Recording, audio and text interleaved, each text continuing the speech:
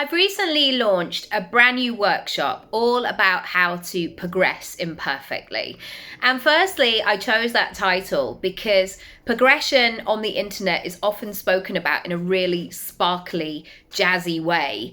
And most people, when they make a decision or they take a step forward, sometimes, mostly, it is not in a sparkly way. Sometimes it comes the morning after the night before. The night before where you've had a big cry, you've said that you can't do this in this way anymore, something's got to change, and then you wake up the next morning and you have that moment of, right, okay, I'm broken, I'm tired, I don't know which way to go first, but I am committed to making a start. And as much as I would love to be just that glossy coach who's like, hi, everything's sparkly and brilliant, I'm also very much in the world, in human conversations, and we are nuanced. We are emotional beings in this way. So one of the exercises I give you in this brand new workshop is about really leaning into what you have. When you decide to make a change or you step up in some way, it can be so tempting to listen to that shadow side of yourself that says, you can't do that, you haven't got the money for that, that's going to take so long, all of that stuff in your head.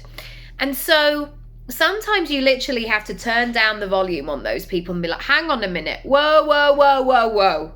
Not helpful right now. Even if it makes you feel like, have you got voices in your head?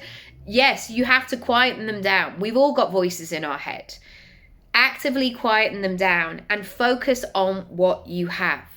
The second part is, not only do you have so much that you can bring to the table right now that is in your favor, it's actually going to give you an advantage or a bonus.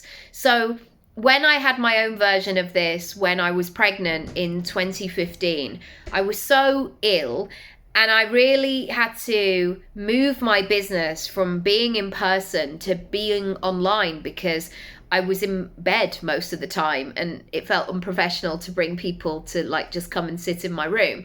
So therefore what that meant was, okay, I can't go in person, but I've got a laptop. And with enough cushions, I can prop this up and make this work.